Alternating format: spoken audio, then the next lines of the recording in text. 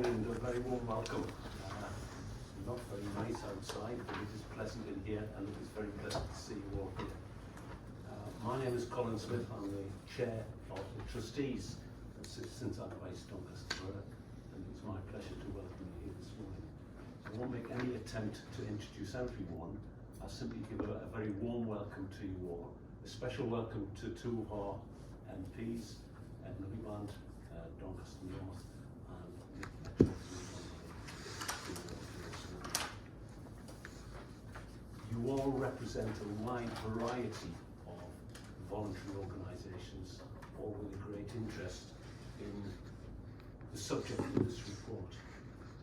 Like me, I'm sure you've heard very much about the impact of the cost of living crisis nationally. You can't avoid it. But there's been very little published research on the effect it's having locally, and that's really the basic reason why we set out to do this piece of research. We want to report about the impact that the cost of living crisis is having on residents of Doncaster Borough, the people we are dealing with day in and day out. And I'd like, first of all, to thank those people involved in the production of what I can only call an impressive but very disturbing report. Disturbing because it highlights the effects, the impacts that the cost of living crisis is having on the people in our locality. Disturbing because it brings into sharp focus how things we've read about and talked about are actually impacting on individuals. And whilst it's good to have such a report, it is extremely sad that there's so much hard data and facts in it. With very little more to say, I'll hand over to James, our Chief Executive, who will talk more about the report. Thank you, and thanks everybody for coming today to listen to what we've got to say. So we decided to run a survey across Doncaster, not solely with our clients, but with service users and with funders and stakeholders, to try and get a wide range of opinions on how this is affecting people locally. We decided to do it as a survey because it allows us to gather information from a large cohort of people at relatively small cost. It also allows people to give anonymous thoughts and opinions on how this is impacting families and people in general. It allows us to ask some thought-provoking questions, and some of the responses are quite challenging to hear and to read. So how did we do this? We produced a survey and we advertised it on our Facebook, our Twitter, through our social media channels. We sent it directly to partners and stakeholders that we work with to share with their teams. We also shared it with our team and our volunteers as well. We added it to our email sign-off, so if somebody contacted us for advice, they got prompted to maybe to fill this in. And anybody that attended the service on a face-to-face basis was asked if they would like to participate. We recognise that surveys mostly been completed online, and there is a digitally excluded proportion of people that are out there, but we feel like this still does give a good idea as to the issues that people are facing locally. And overall, we were really happy with the 423 respondents that we got. We feel it gives a unique voice. It's a unique voice of people and what they're facing. Do you want to just play that so some of the stats? So when reading the research, there were 6 main stats that stood out for me. 74.6% of people of the 423 that we interviewed were really worried about the cost of living crisis. This is reflected in the contacts we've had over the last 12 months.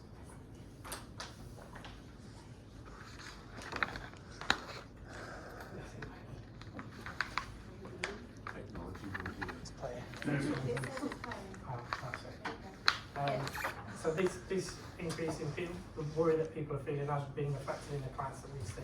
So over the last 12 months, we've seen 12,467 clients, which is a 30% increase on the previous years.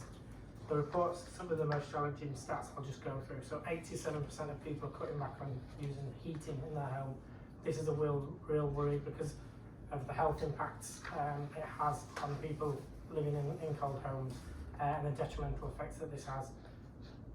75% of people are skipping meals and 46% are showering less. To me, these are really, this shows the level of crisis that families and people are facing.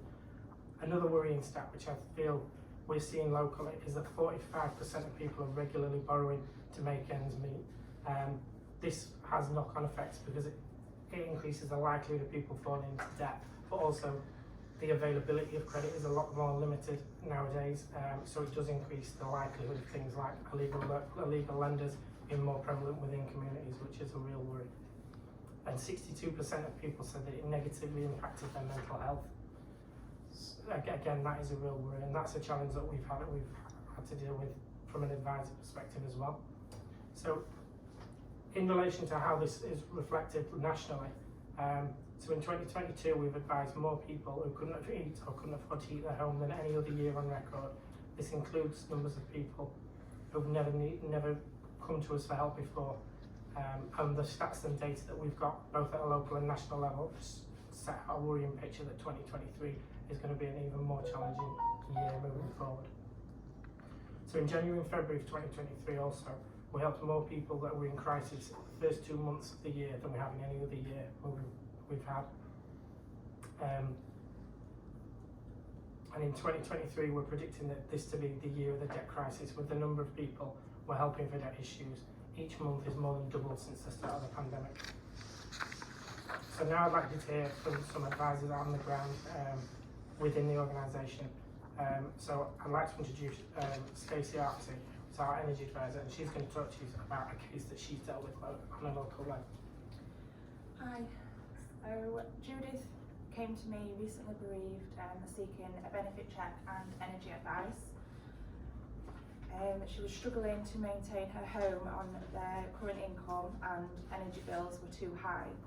After losing her primary source of income, the client sought Citizens Advice guidance in order to apply for any benefits to which she may be entitled to. During the meeting, it became clear that the client is struggling emotionally as well as financially as a result of the death of her husband. The client struggles to pay for their private rental home and is concerned that they will have to move somewhere less expensive. The client just at present receives a state pension, a private pension. That's it. The client stated that they have no family and very few friends and therefore felt that we were a last hope. The next issue that the client mentioned was regarding a debt with British Gas. The client reports that their energy bill previously was around £130 per calendar month. Recently they received a letter from British Gas notifying them that they were in arrears by nearly £300. The client believes this happened as their late husband's illness required the heating being turned on more frequently. The client claims that she called British Gas countless times and couldn't get in touch with anybody to speak to. What I did firstly was a benefit check. I carried out to see what she may be eligible for.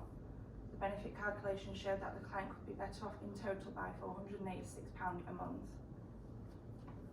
This includes the £31 pension credit, £110 in council tax support and £344 in housing benefit. Due to the client's emotional state and not being computer literate, I offered to contact the government local Doncaster Council on their behalf to apply for pension credit. A successful application was made over the phone and the client will start receiving pension credit within the week. When contacting Doncaster Council to apply for the housing and council tax support, we were informed that the client would have to go into civic office personally. Although she was hesitant, the client agreed to attend, and a few weeks later she was awarded £350 housing benefit and full council tax support. An application for the British Gas Energy Trust Fund was completed on behalf of the client. Evidence was uploaded to support the application, which is always a requirement. The team dealing with the trust fund application contacted the client directly to inform them that it had been successful. The client's debt of £253 has now been cleared, and for the time being British Gas had agreed to make a lower monthly payment of £10 until she was more financially stable. Due to the recent loss of her husband, the client would get upset on and off throughout the appointment. Therefore, in order to support the client more effectively, many breaks were taken in order for the client to gain her composure. I advised the client that if at any time they wished to end the appointment and rebook when they felt more comfortable, this could be done. I explained to the client before making any calls on their behalf that I would do the majority of the talking and she would just need to give consent. The client was able to attend the Doncaster Civic Office in order to apply in person for the council tax and housing benefit. Although the client struggled to leave the house after her husband passed away and deal with everyday tasks, they stated that being supported by citizens' advice encouraged them to act independently at this time and deal with any issues that they needed to in order to become more financially independent. Before the appointment, the client was able to obtain information relating to the income and expenditure in order to complete the benefit check. Once the British Gas Trust Fund application was complete, the client felt able to receive the call from the British Gas Trust Fund application. The client attended citizens' advice over the course of 3 weeks. At each appointment, the client seemed in much better spirits. Due to the client seeking help from citizens' advice, they are now financially better off and able to stay in their own home. The client was informed of the additional assistance we provided, including guidance on life insurance claims and handling spousal pensions. The client stated they were very happy with the support and advice provided, and I feel that our help, the client now feels more confident in dealing with any issues that may arise in the future. Thank you. And now Jill Wildig, who's one of our general advisors, is going to talk to one of her cases. Good morning, everybody. Eric came in to see me and was extremely worried and anxious due to the cost of living crisis. Eric has several health issues. He's had 2 strokes, a heart attack and memory loss, amongst other things. Eric was in hospital in June 2019 for several weeks, which meant some of his benefits were stopped, but he wasn't sure what they were. Eric was confused with the situation and didn't know what benefits he was currently receiving. Eric has noticed most of his savings are now nearly gone and there doesn't seem to be much money going in, and is now struggling to pay his bills and rent. Eric asked me to go through his latest bank statements. On doing this, I found that he was paying Now TV at £20 per month and Talk at £36 per month. But Eric was not aware of what this was. I also found that he had not received any employment support allowance benefit for over a year. I advised him to ring Talk and Now TV and cancel these payments, and to also contact DWP to question why his ESA payments had stopped. Eric came back in to see me a month later and informed me that he had taken this advice and is now £672 better off per annum with the cancellation of Talk and Now TV, and that he had received a back payment of £5,999 from DWP as they had mistakenly stopped his payments. Eric also wanted assistance on when he would receive his pension and how to apply for his pension. I advised him he would receive a letter and verification code from the DWP 3 months before his birthday. He's made another appointment with me in May so I can complete the form on his behalf. Eric was overjoyed and left very happy. Thank you. So now, not only do we do advice and support the community in that way, we also do research and campaigns work. And Sarah Robinson is our research and campaigns lead, and she's going to talk to you about research and campaigns work that we've been doing over the last year, and also some of how the service is looking to try to respond to this crisis. Right. So I'm sure that you're aware, as a service nationally and locally, we hold a large amount of data. So we use the research and data to look at issues people are facing, such as the cost of living crisis issues. And our advisors, when they see a client, they do a write-up, but then they submit an evidence form which goes to National Citizens Advice. And these are collated and they result in National Citizens Advice making recommendations to government, regulators and companies to fix problems. So locally, we contact MPs, and we've contacted Ed and Nick and Rosie before to come to have meetings with us. And in the cost of living crisis we did, because one of the things we were looking at was up-rating benefits in line with inflation. So we found that a lot of people were claiming or looking at claiming universal credit as a top up for working. And these were people that hadn't come to us before about universal credit, but now they were looking for a way through even though they worked full time. And we found a lot of disabled people were suddenly looking at claiming personal independence payments for the first time, as they found they could no longer manage financially. So the campaigning nationally resulted in the benefits being uprated from April, as we know, to 10.1%, which was a positive result, but we know that that's only a marginal figure and it won't sort of ease fully the cost of living crisis problems for clients, but it will help them to some extent. And another notable campaign was in December, when both local and national citizens' advice worked along with Ed Miliband on the aspects of the forced installation of prepayment meters, which I know Ed mentioned in Parliament and spoke with the energy companies about. And this campaign was successful, and it resulted in the 3-month moratorium on the practice of the forced installation. And I know it's recently been extended further, according to Ofgem. And the latest national campaign we're involved in is locally and nationally is action on gambling harm. Currently we're collecting data from clients on this and making people aware so they can get help, and we're promoting the services available for them to seek help. And an interesting fact that we found out is, in the cost of living crisis, people in fuel poverty, when they're down to the last amount of money, instead of topping up the meter, they're actually thinking, if I do online gambling, can I make enough money to pay for the fuel? And that's what they're actually doing. The next thing is the local measures in response to the report. In the booklet, it's Service Innovations, it's titled. So we've launched a budgeting tool on our website to help people manage budgeting, and it's quite an easy one for everybody to use. We're doing welfare rights workshops where, because we can't always see clients fast enough for things like PIP, we do a workshop where the client attends the workshop and several clients attend, and we discuss it as a group, and we help them to do their own PIP form. And this gives peer-to-peer support, and it gives them a sense of empowerment. And we've got a lot of outreach surgeries at over 20 advanced locations now. We've got the cost of living support booklet that we've launched in the last week or two, which is on the table. We're involved in the relaunch of the advice network with Live Inclusive in Doncaster, which is making us stronger as a network, because we're all working together to find a way forward for clients instead of working in isolation. We're improving volunteer opportunities at the moment. We've taken on a volunteer coordinator, and we're trying to get volunteers in, because we know it gives them opportunities to sort of improve the chances of work, or it's rewarding and a valuable thing to do.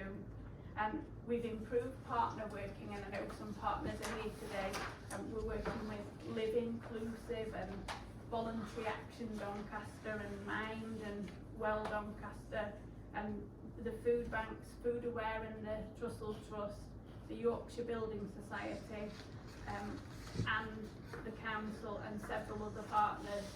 And we launched the new website last year, which is proving very popular. And as well on that, there's a benefit calculator tool, so people seeking help at any time could also look at using the benefit calculator tool. So we're really trying to proactively find ways forward to strengthen what we offer. Thank you. So, as you can tell from the report, there are some challenges on the horizon. So, in the scale of the aftermath of this crisis is unknown at this stage, but we're concerned about the lasting impacts this may have on an already deprived area.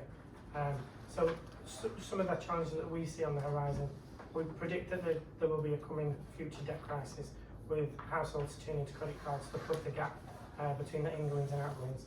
This is really worrying.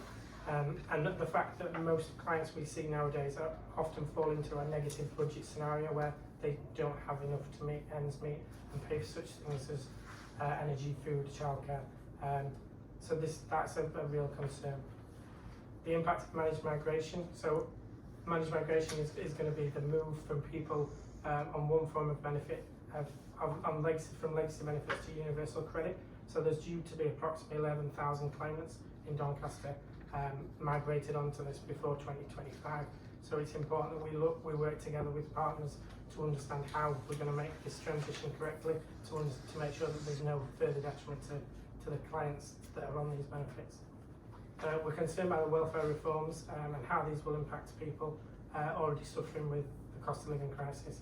The reduction or removal of the work capability element is a concern.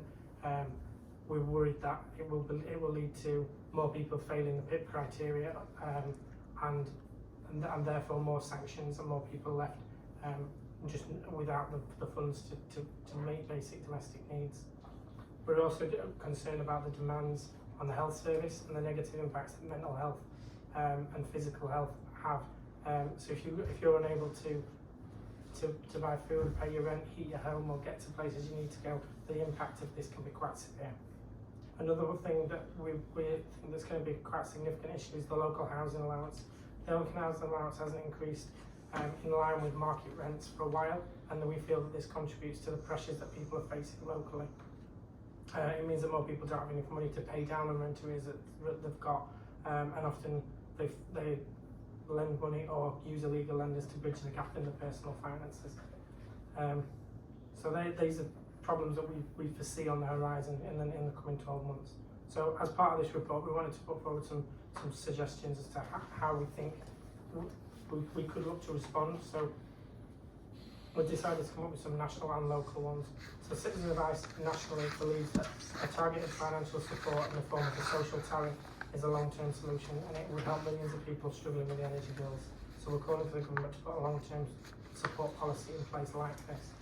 We're also calling for an annual cash payment of up to £1,500 to support certain households. Eligibility on this would be based on income and energy usage, and those on the lowest incomes with the highest energy would receive the most. We think that there should be an upgrade in the local housing allowance to make this in line with current rents to safeguard financial security of those on the lowest incomes. And we're also suggesting that the write-off of benefit debts from historical and no-fault overpayments be considered, as it undermines benefit provision and worsens the poverty and increases the debt on those on the lowest outcomes.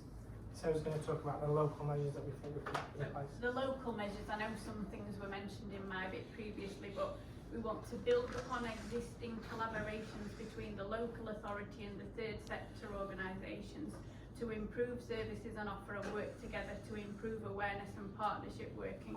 And one of the things that's quite successful already is the professional referral tool on our website, which in November only 24 people used the referral tool, but by January it was up to 56. February it was up to 95 and March 78, so that is proving to be very popular, and it's checked every day that. And then we're going to review service design and delivery to ensure that this is responsive to those on the lowest incomes and to the crises households face in a proactive as well as responsive fashion. We're going to take steps to review and improve the quality of advice on offer to achieve greater consistency of products across the city, and to ensure people are speaking to the right individuals with the right levels of training and expertise. This avoids people falling further into poverty due to incorrect or poor quality provision of advice. And we're going to extend and protect funding of third sector organisations over sustained periods, and this ensures long-term strategic goals can be achieved and sustained and strengthen the ability with additional funding. But all of this, of course, if we're involved, it depends if we can get funding for it. They're the local measures that we think, and local and national measures we think could make a significant impact and improve people's lives and the quality of life that they have. In conclusion, we'd like to just make a pledge to Doncaster that we'll continue to work hard to try and alleviate poverty and empower clients to make informed choices on the issues that they face. We'll carry on offering an innovative and forward-thinking advice service which is responsive in its advice provision. We'll look to strengthen our volunteer offer, giving a varied and challenging and rewarding and enjoyable opportunities. We'll look to strengthen our strengthen our stakeholders with the local communities through partnership working, and we intend to try and stay abreast of technologies to make sure that we can make positive impacts on how we provide advice locally. So that's our report and our thoughts. Does anybody have any questions about the service or what we're offering or anything like that?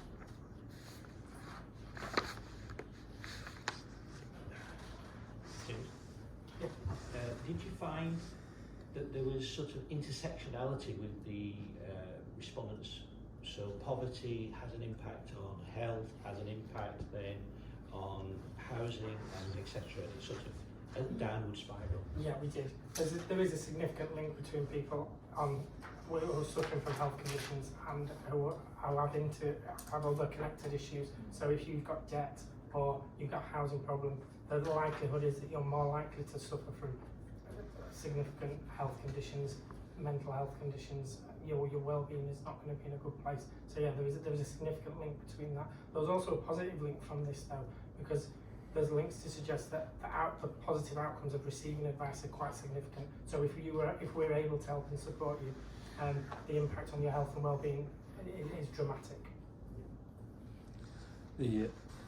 The advice that you give at FMC the other week, it is really good what you do. It's a fantastic service what you do. Do you see the same people coming back time and time again for help from yourselves? And you're obviously very good at pointing people towards where they need to be, and obviously the two people that you helped, that you said in your speeches. Do you see any further progression? So we move them away from benefits into work. Do you see any role of the citizens' advice in that part, or are you there just to point to benefits and just to help them through that immediate? So in regards to your first point, because people have got such challenging lives and they're coming to us with more issues. In the past they've come with one or two issues and you'll be able to relatively easily sort things out in 1 or 2 sessions.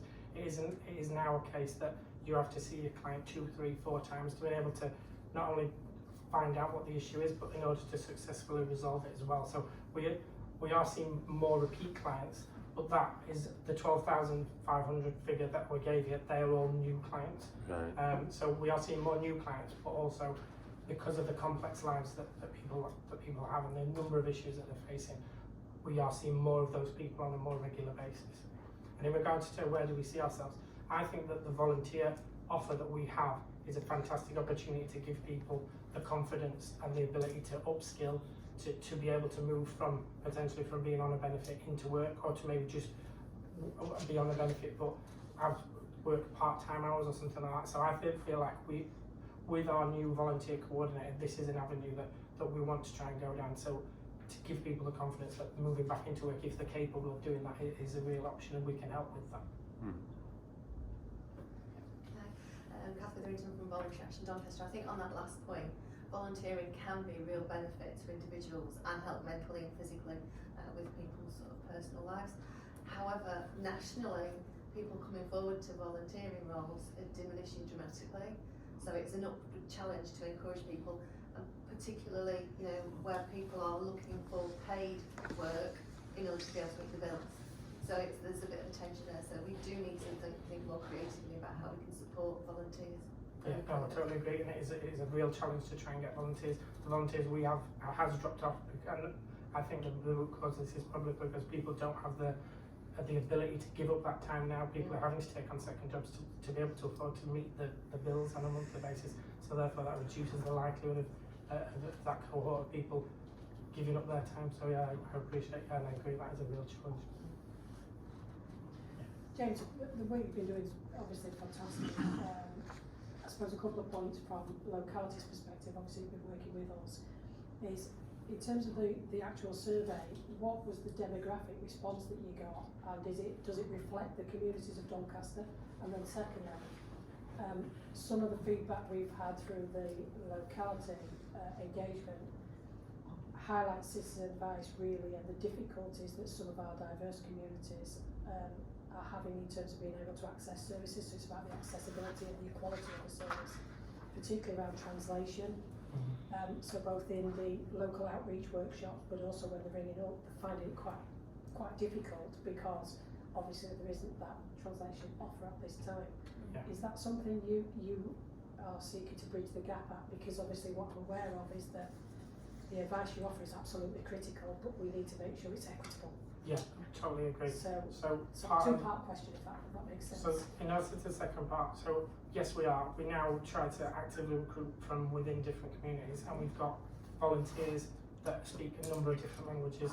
The introduction of our website, I think it's 158 languages that the website actively translates into. The support with crisis books that you've all got, we're in the process of getting those translated into different languages, so that we can be as accessible as we possibly can. We work quite closely with people like Pauline from the Deaf Community Centre, and we're trying to get something in place with them to try and improve the access for deaf clients as well. So yeah, and in terms of the demographic, it was quite a startling.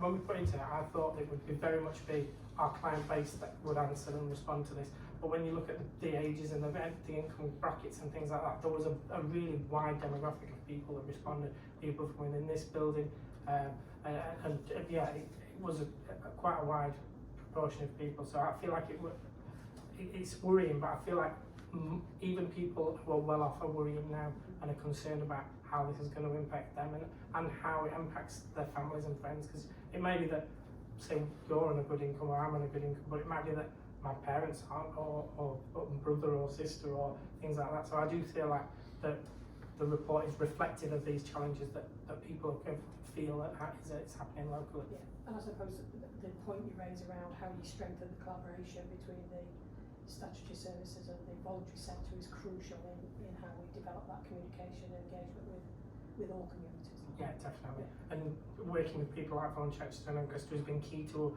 us expanding our reach and our growth within the communities. Their support, and particularly on the British Gas project that we have, has allowed us to reach more people than we possibly would have done in our own right.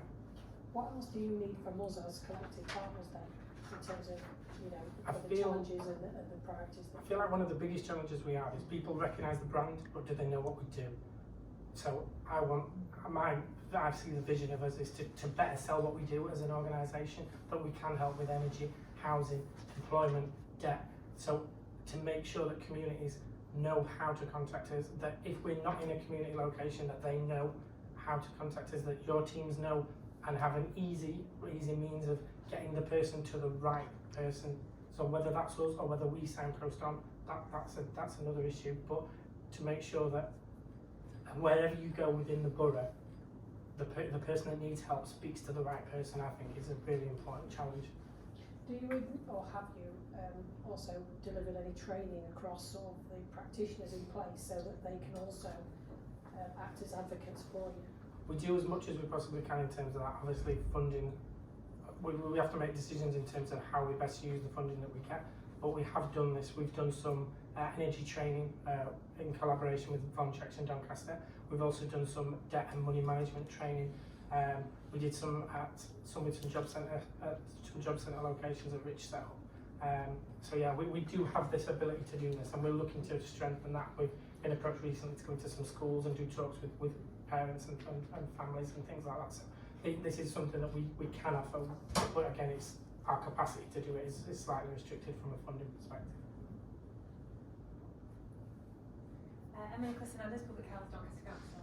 We've seen a big change in the way that your delivery model of advice moving to a more community-based model now. You're in, I think, how many, 22 separate community venues, when we're thinking about maybe 12, 18 months, it was maybe three. Yeah. So what kind of impact have you seen that delivery model having on the advice, but also you as an organisation in the way that you're learning and responding? I think it's been twofold. I think it's got us out into the communities that really need the help. We're now actively in locations where people, like food banks, for example, where people in crisis are. So us being there, do you want to just speak to Jill, or do you just want to speak to Stacey? They might be able to help you out. That has been, I feel like that has been the root cause of the massive influx in people, because we're more accessible to people that are in need. I feel like it's working on a partnership level as well, because now community locations approach us and say, well, can you come and do an outreach here? We've got a session on a Tuesday. So I feel like that's building our our network locally as well. And what kind of things and challenges is it presenting working in that way, and kind of support that you might need? Because you'll always get someone saying, can you come work here, can you come work here, so Yeah. how can we...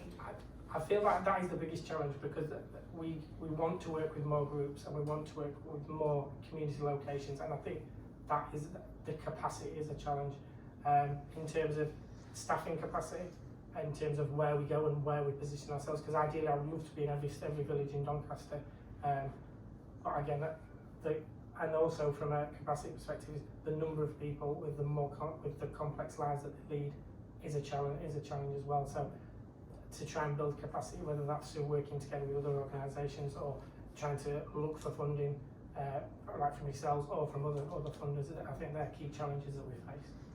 I know when we've chatted before, you've talked about kind of different people coming to the door. So you mentioned already an increase in people who are working. We've also mentioned that a significant difference in the gender split of people who are attending. So a lot more women to men seeking advice, and just wondering if there's some thoughts about how to approach that. Or is there any national evidence to support that same phenomenon happening here? Or so there's very much a trend of more working people coming to Citizens Advice nationally and locally for help and support. We've seen a big shift in terms of what areas that you would categorise as more affluent areas, so like the types of like Spockborough and Borchie and things like that. In the past, these are areas where we didn't necessarily get that many clients, but now we're seeing a greater number of people from these more varied communities. There is a difference between age. I think it's roughly 60-40 in terms of men coming forward for help. So we are conscious that this is an issue that men don't ask for help, and then they go on to have more difficult challenges with mental health issues. We have reached out to Andy's Man Club, and we're on the process of trying to devise a campaign to try and incorporate to say to men in particular, it's okay to ask for help. Everybody's struggling, or most people are struggling. So we have got research and campaigns work in the pipeline to try and address some of these issues. Can I ask a question on the energy side? I mean, what can you do when you've got people who just simply can't afford to pay their energy bills, and how responsive or otherwise have the companies been in those circumstances?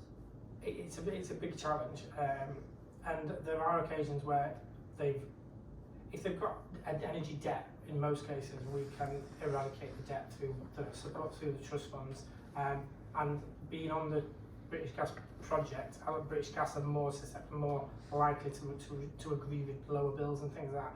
But in terms of not all energy providers that work with us as well. There's definitely a difference from provider to provider in terms of there's not a uniform approach to dealing with people who we would consider vulnerable, which I think there probably needs to be.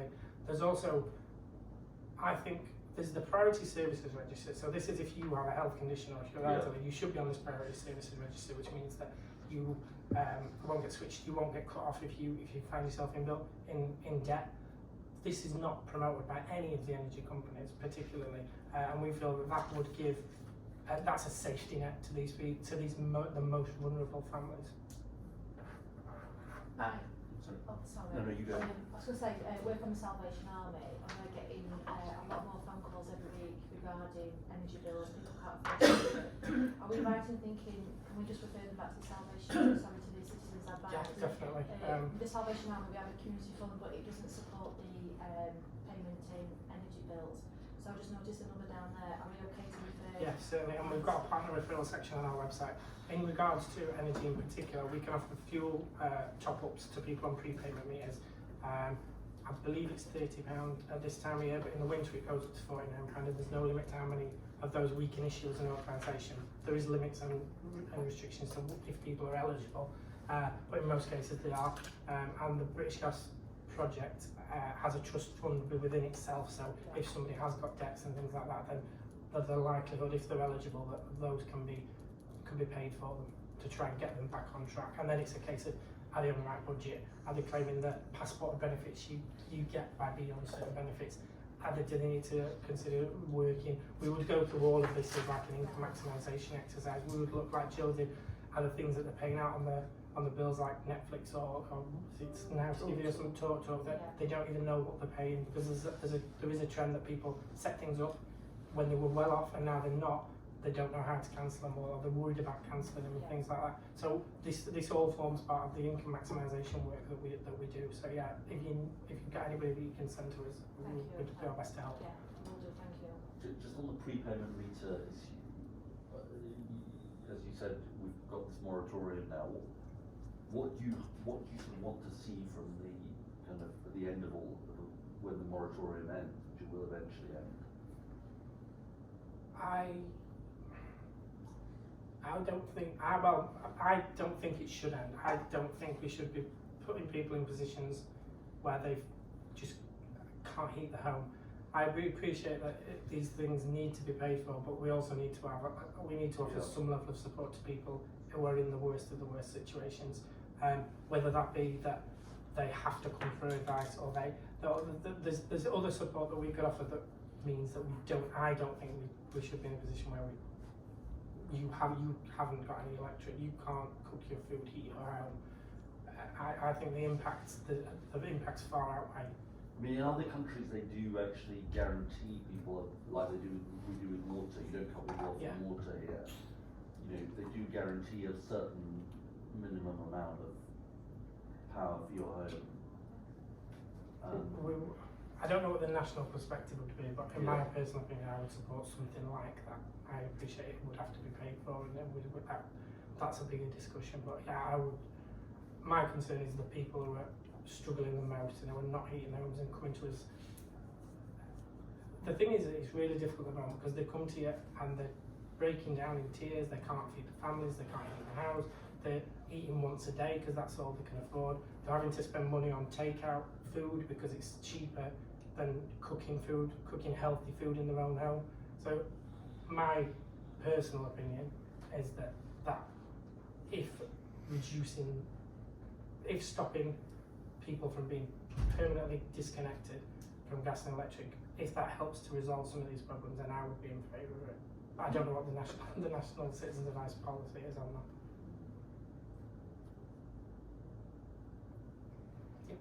What we're finding recently is people are not paying, can afford to pay for the gas and electric. I'm Kath Robinson from Changing Lives Amber Project. However, the main issue is, for some of the girls we're working with, if they're not putting the gas and electric on, they're still being charged the daily rate. Yeah. So when they do actually get some money to put some in, it's going again. So we're in a vicious circle. Is there anything that's been highlighted around that area? You know, the service charge on the meter, even if you can't afford to top it up. Yeah, well, part of the prepayment meter campaign that we did was to draw.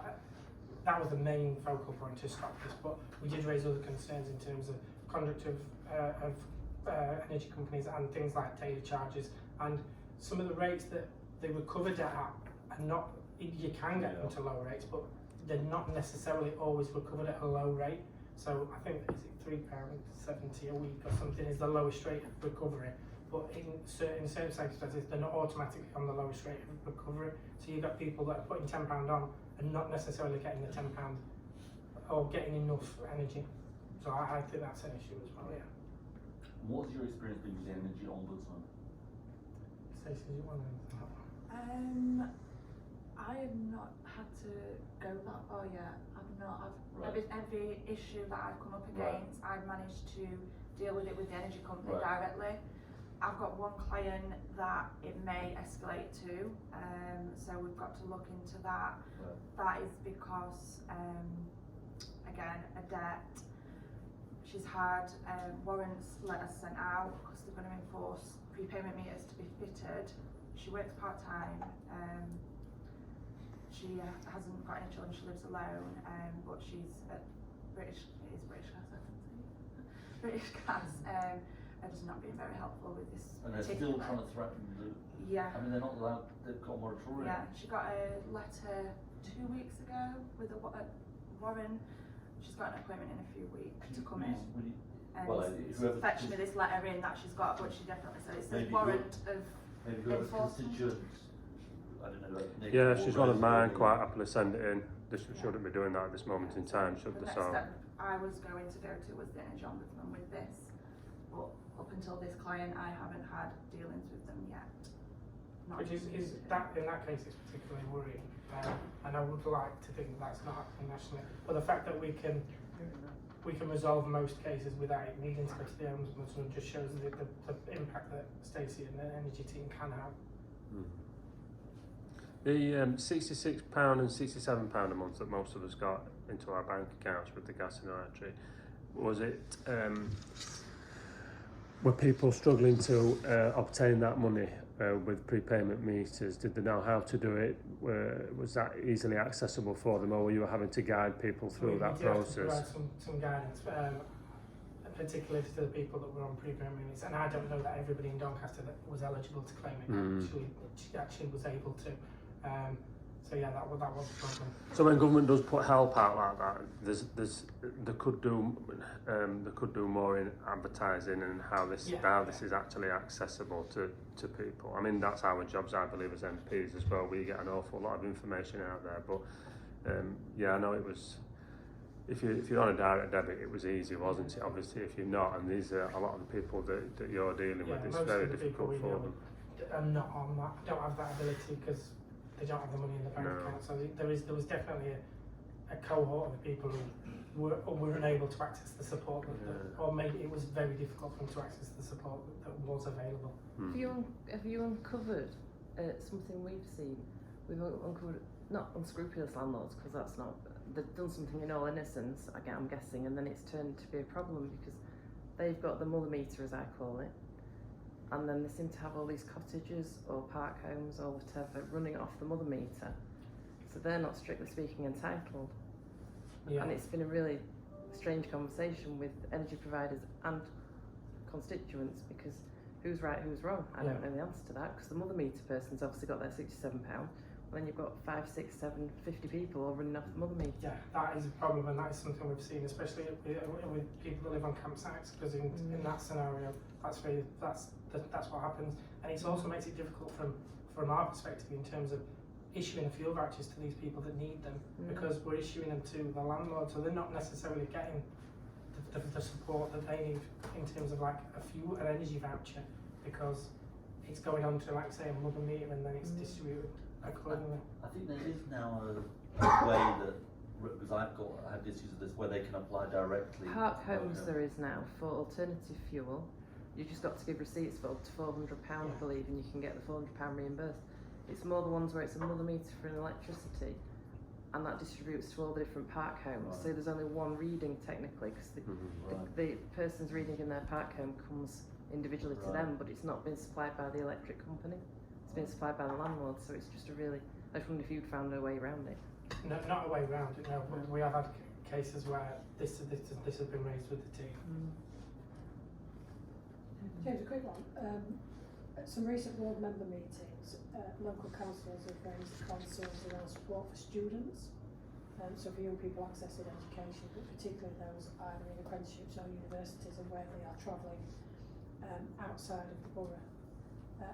We've been trying to make inquiries, and it appears there's very little around support for them, and obviously quite a lot of the time the current maintenance loans are not covering living expenses in terms of rent for student accommodation, and therefore the onus is on parents. Have you seen an increase in sort of having to support either parents and or students, locally or nationally?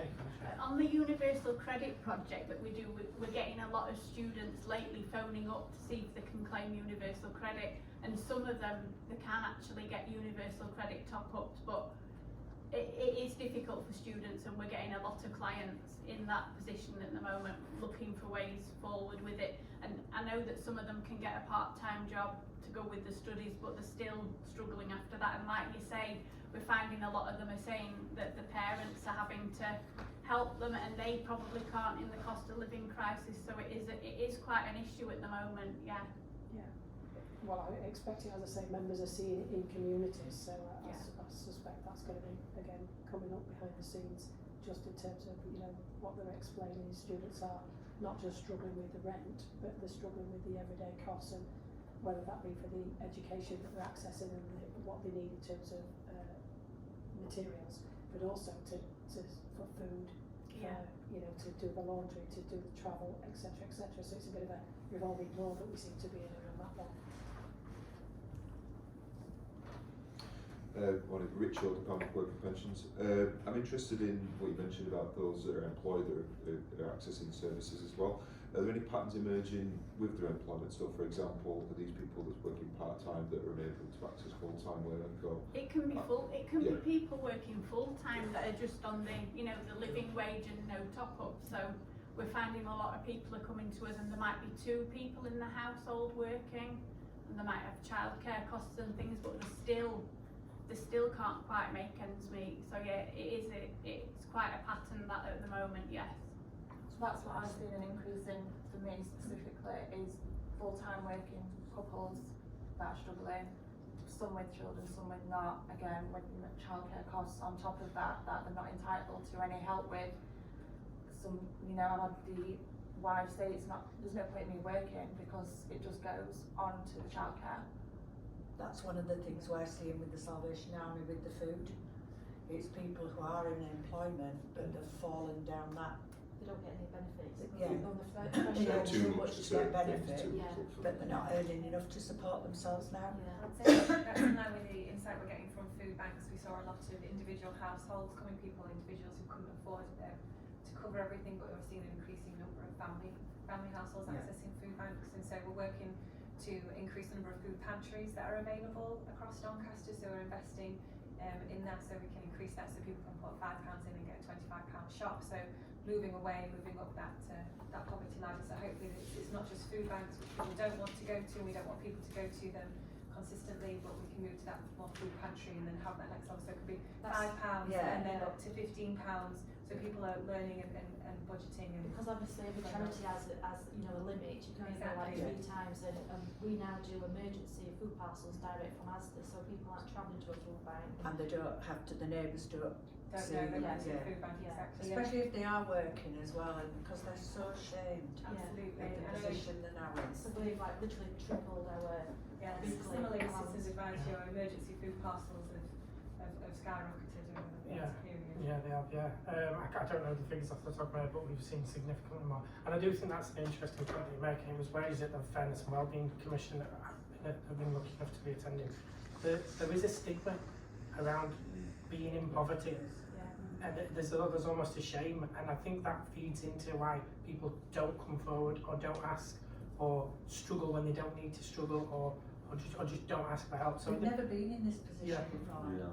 And it's, you know, they've been proud of being able to look after themselves, and that's just completely fallen apart. I think there's a worrying trend, especially we were discussing older age people, and particularly with older age people, the fact that they were just prepared to put up with hardship and not having the heating on or only eating one, and the fact that it's okay, I can cope. It's like, you shouldn't have to, you shouldn't need to, you should feel able to come forward and say, look, I am struggling, I need help. And I think it feeds into why we don't see as many men approaching and asking for help as well. So yeah, there's definitely a stigma and a shame attached to poverty that we could do more to try and eradicate. I feel like we've made great strides in the last couple of years with the stigma attached to mental health, but I feel like we should be doing something similar in terms of poverty. Like, it's okay to be on a low income, there is help available to make your life easier. I just wondered what your projections were for how things are going to go over the next 12 and 24 months, particularly as more and more people start renewing their mortgages on significantly higher interest rates, and that's not just homeowners, but it's landlords as well, because then that's going to have a knock-on impact on rental prices and how you see things going in Doncaster, but also nationally, and what you're having to put into place to try and help and support with that over the coming years. So yeah, I think it will be significant. And I was talking to Dave Richmond the other day, who's the CEO at St John's, and he was saying that they're worried about the changes to interest rates and landlords putting rent up. So yeah, it's a big concern. What could really help with that is the changes to the local housing allowance. So if that was brought in line with rental, then that would have a significant impact. In terms of the numbers, I think it's going to fall into the debt crisis, because more people potentially are going to find themselves in positions where they can't meet the mortgages, and then that has an impact on the local housing sector, because if your house is repossessed, the likelihood of you being able to get a property and to move straight back onto the housing ladder is slim, so the burden then falls to the local authority, or to, in this case it would be to St James, to rehouse these people. So it's a real concern that if interest rates don't start to level out, that it will have an impact locally.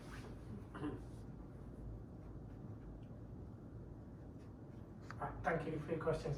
Ed Miliband would like to say a few words about the report and the service. Well, I mainly want to thank you, James, for the incredible work you and your team have been doing. I think you've heard from around the table how important it is, and you can tell from the report, just the way you're helping people. I also want to sort of acknowledge it's been incredibly stressful, I know, for you and your staff, because you're facing unprecedented people in unprecedented situations, and that is incredibly upsetting and difficult. And so, first and most importantly, thank you. I mean, secondly, Colin said this, I think the report is, we all know this really, but it's shocking reading nevertheless about the circumstances that people are finding themselves in. I also think a point that's sort of come out a bit around the table is, this is a cost to society. I mean, this isn't just cost to the individual, it's the cost to society as well, because the impact on health, the impact on all the other costs that we as a society pay of poverty is terrible. I just want to say a little bit about energy, because obviously energy has driven a lot of what we're seeing. It's doubled, even now at £2,500, bills are double what they were only 18 months ago. And I suppose I kind of can't help feeling that we need longer term solutions to this. Longer term solutions on, as you say, on the question of the tariffs, longer term solutions on energy efficiency, the vast, a large number of people who are in fuel poverty are living in cold, drafty homes, and I know it's kind of, it doesn't seem like a solution, but actually is a solution, because it can cut people's bills by hundreds of pounds, if not in some cases thousands of pounds. I think that's really an important answer. Then also the drive for cheaper energy. This is a fossil fuels driven thing that's happened, and so renewable energy is cheaper energy, and that is, I think, the way to lower bills in the long term. I suppose the only other thing, and again I'm sure Nick would agree with this, and Sally as well, is what more can we be doing as local representatives, local team of people around this table to help you in your work, and I think your work is brilliant, and anything more we can do to help support it, I'm sure that everyone around the table would be happy to do. Yeah, no, I echo what Ed has said. It's fantastic work that you do. So big thanks to you. We said at our last meeting that we would help try and get some volunteers for you, and we're going to start doing a little bit of work on that next week. Well, my team are, while I'm back down there. I think the volunteering, what we saw is some of the volunteers that had actually come in, it had really helped them as individuals, hadn't it? It was really good for them. And yeah, I mean, anything that we can do. And I will speak with ministers regarding getting the information out there, because I think that's what you are more than anything else. You signpost, but I'm sure government could probably do more work on getting that message across themselves, which should alleviate some of the pressure on you to help with the real tricky cases that sometimes that you have to deal with. But no, thanks for all you do, and thanks for the presentation this morning. Thank you. And I just want to say thank everybody for coming today. I know you've all got really busy schedules, and thank you for supporting the service, each and every one of you in here. We're a better service for the support that you offer us, so thank you.